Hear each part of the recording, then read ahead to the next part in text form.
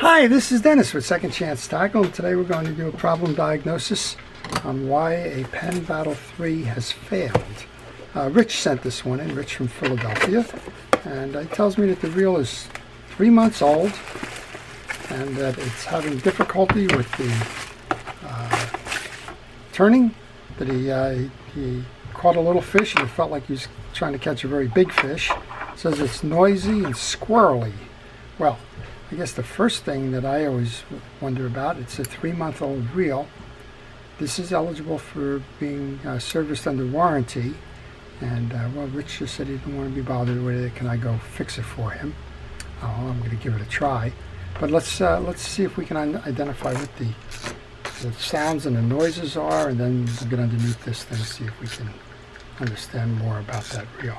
Every time I see braid, I want to make sure that the braid is on tight on the spool, that it's been properly backed. This one seems to be. We'll tighten down the drag. Let's go ahead and put the handle on.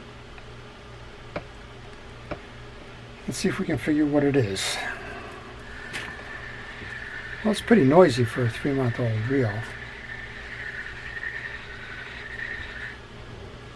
But I'm not noticing anything terribly unusual.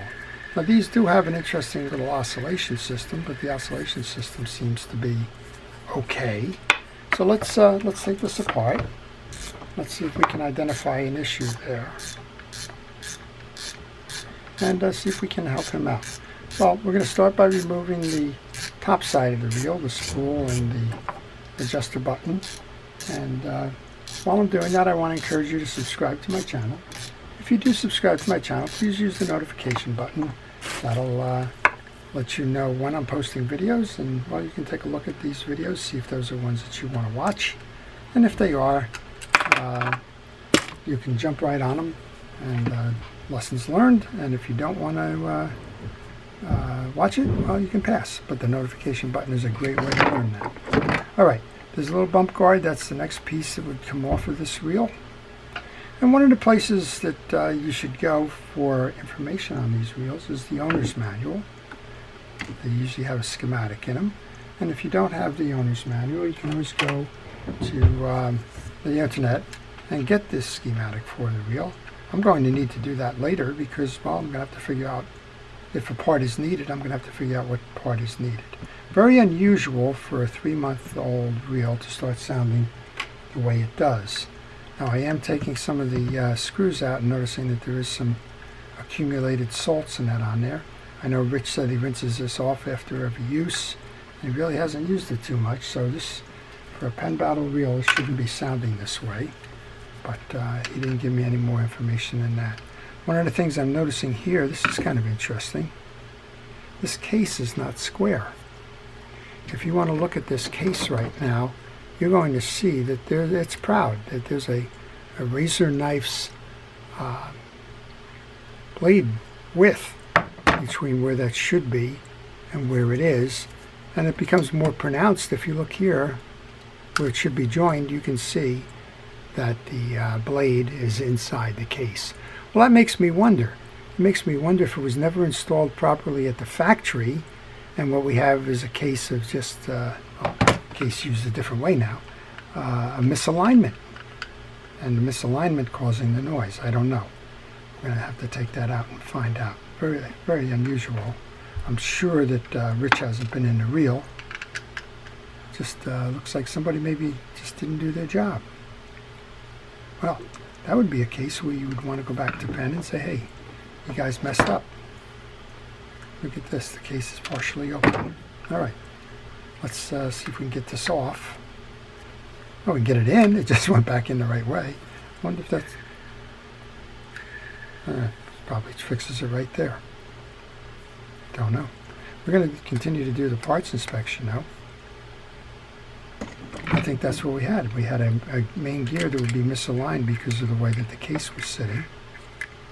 But we want to inspect now, see if there's any damage associated with that. That would make it hard to wind. I'm going to take those case screws and make sure that I put those into my parts tray.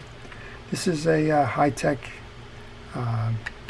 I forget exactly what it is from the gear side, but high-tech gearing as well. All right, let's give it a spin here. Seems to be working okay, but if you'll notice, it's sticking right there. Okay, he did mention it was sticking.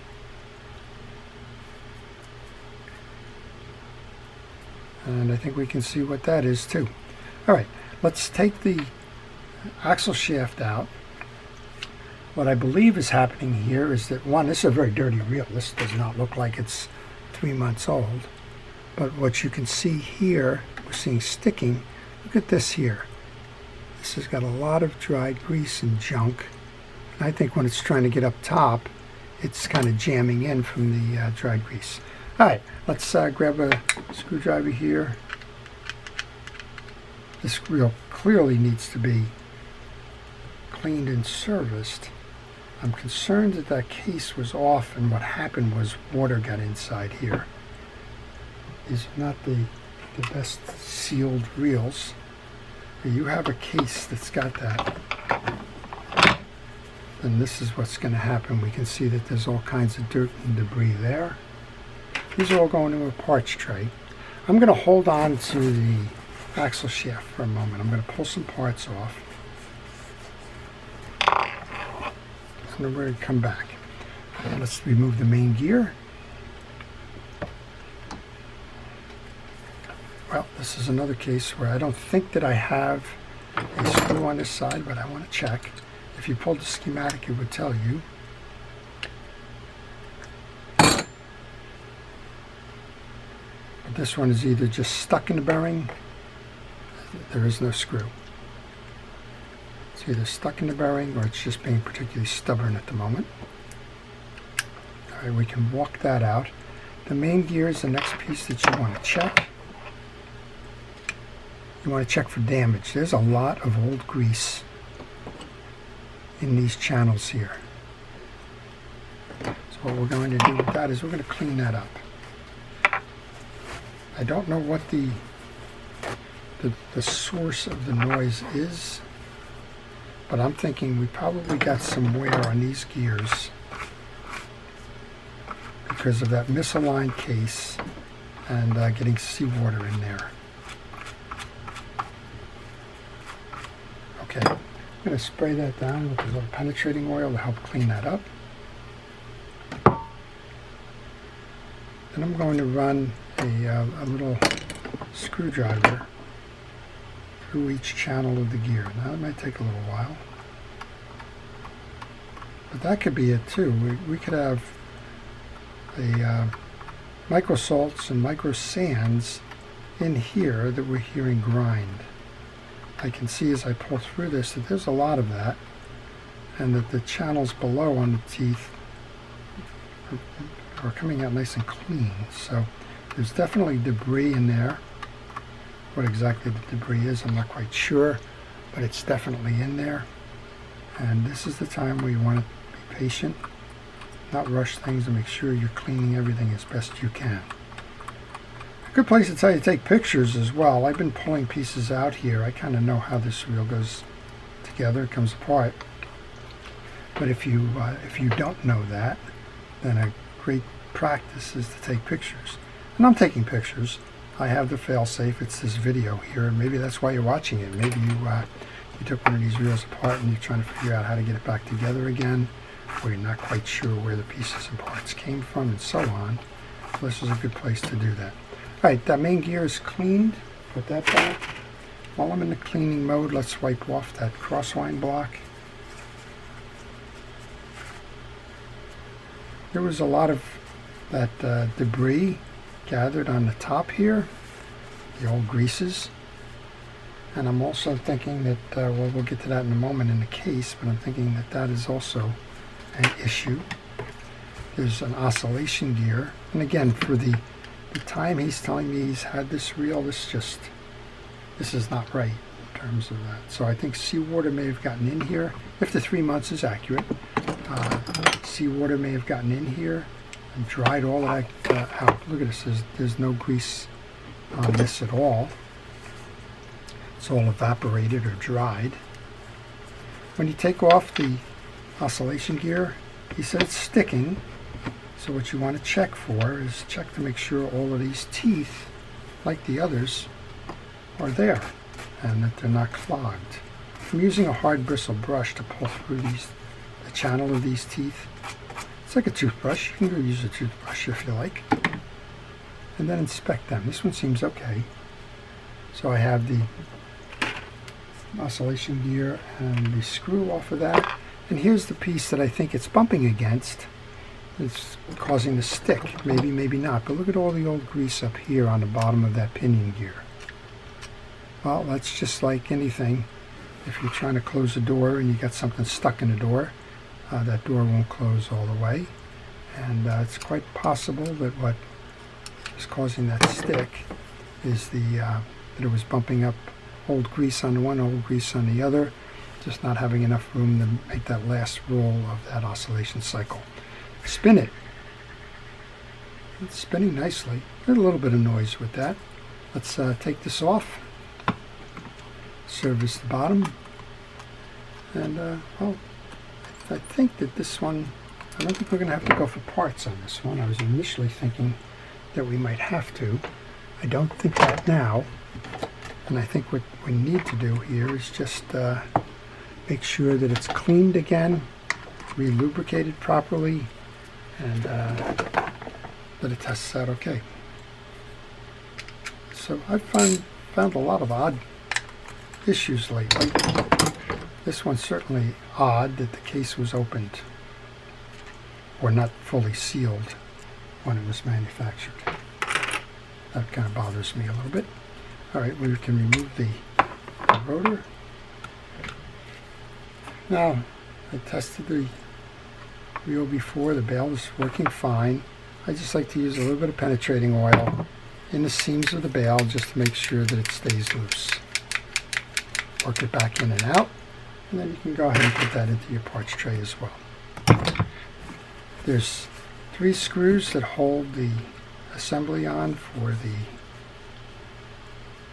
pinion gear and the anti-reverse clutch and the bearings. I'm going to remove those 3 screws, place them on my table, make sure that they're all the same size. That's 2 of them. 1 more. And it's a good place to take a picture because there's an assembly under here. You want to make sure that you get the assembly right. And you can start with the screws. They're all the same size, so I'm going to find a corner of my parts tray where I can put those.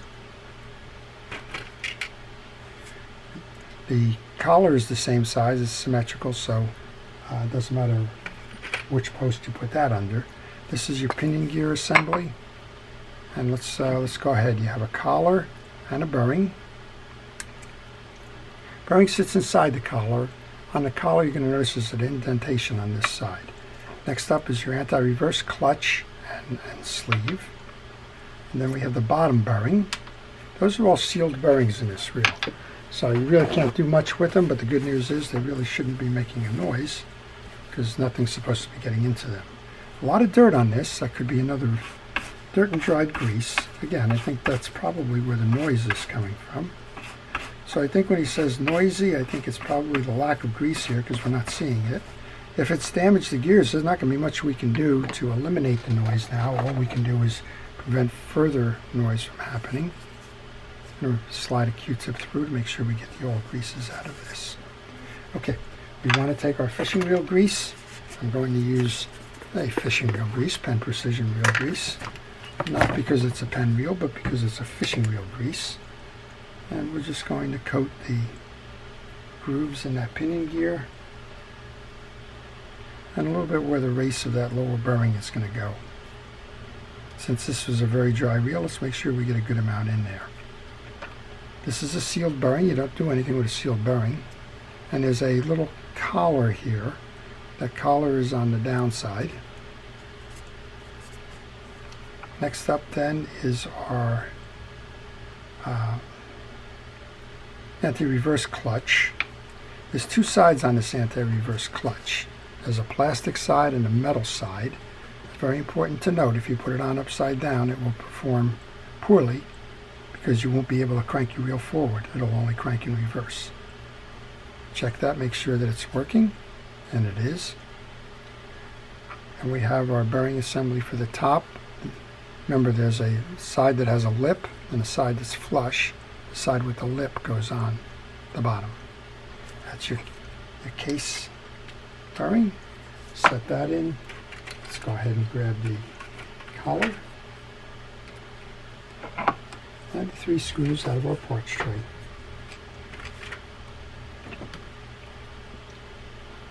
Let's get those started and in.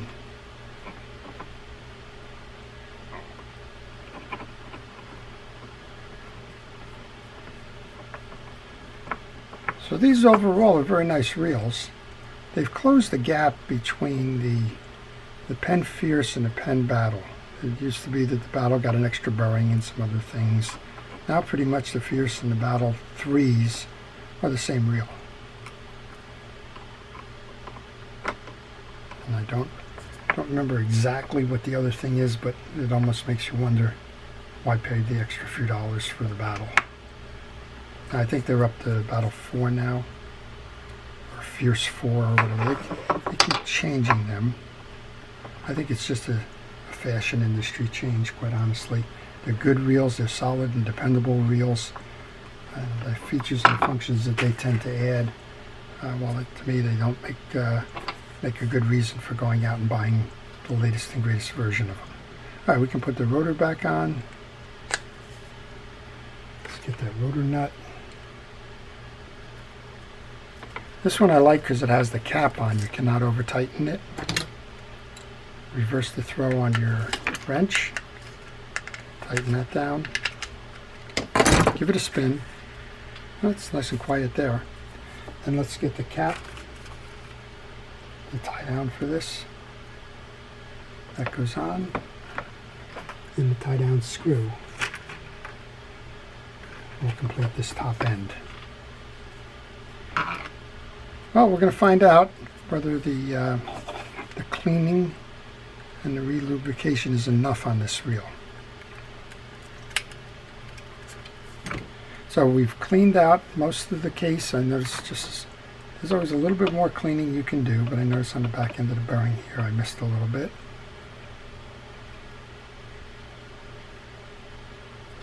We'll just do one more little shot here. Doesn't hurt to over clean. So the Battle 4000 is a great inshore ocean reel. It's also good for freshwater when you're going for a little bit bigger fish on lakes and things. It's perfect for boat, for trolling, surf fishing, and of course piers or docks, depending on where you're fishing and what you're fishing for. Okay, we can take care of that. Next up, we've already cleaned that main gear. I want to come back and do the same thing I did here with the pinion gear. I want to make sure that I get a good amount of grease on it because, well, the only thing that we found inside this main gear was a lot of dirt.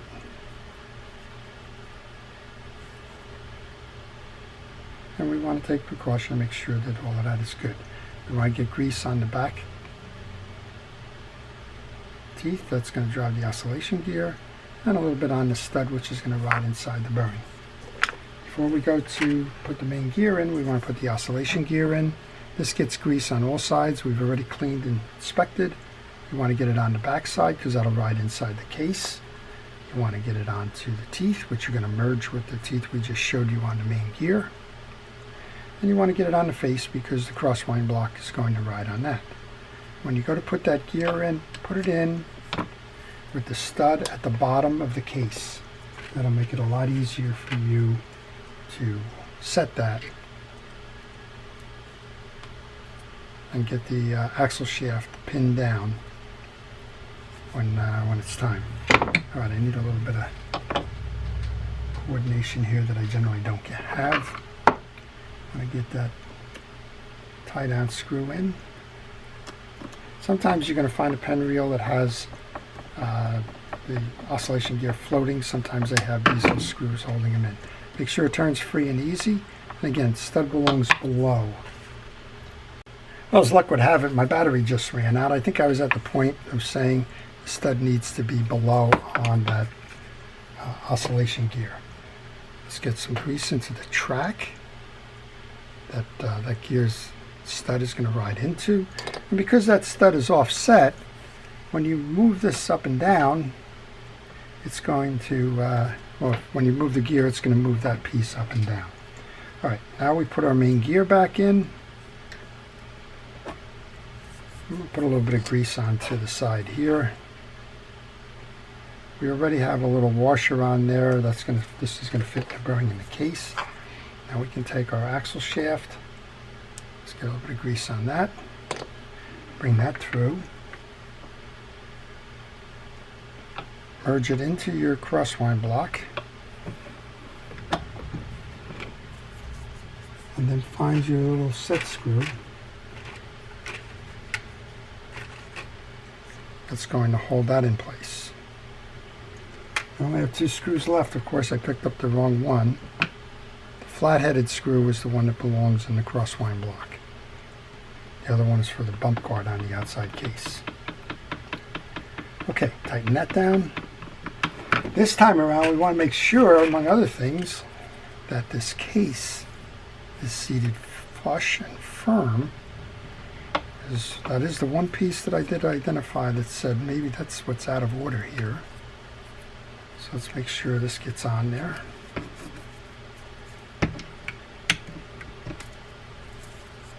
And see, that's what happened before, so let's make sure that gets pulled in. Get the 4 screws, they were all the same. These have a little bit of salt on them, which is another thing that's kind of telling me that the case was a little bit off there. So I'm just going to put a little shot of penetrating oil in there.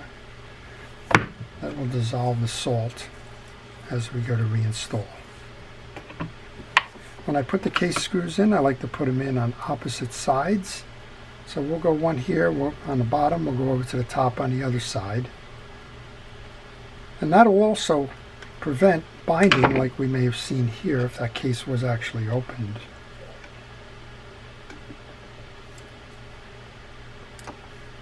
Come up top to the second side here.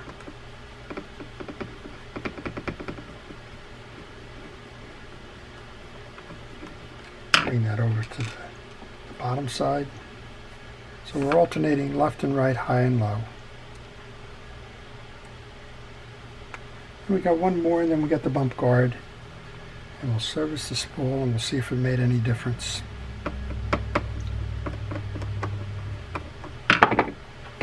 This is the 4th screw.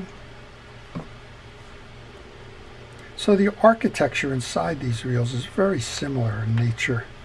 If you get a Penn Pursuit, a Penn Fierce, or a Penn Battle, they're all pretty much the same. If you can service one, you can service all 3 of those models.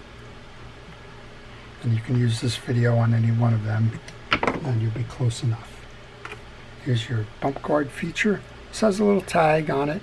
You'll make sure that that tag goes into the hole here before you bring the other side around. And then we just need to get this last screw into that hole there. Well, we saw a very dry reel with an unusual problem if it came from the manufacturer that way. And that is the separated case. It may make no difference at all. We may just put everything together and find out well, it's still squirrely and doesn't bring in big fish. Don't know.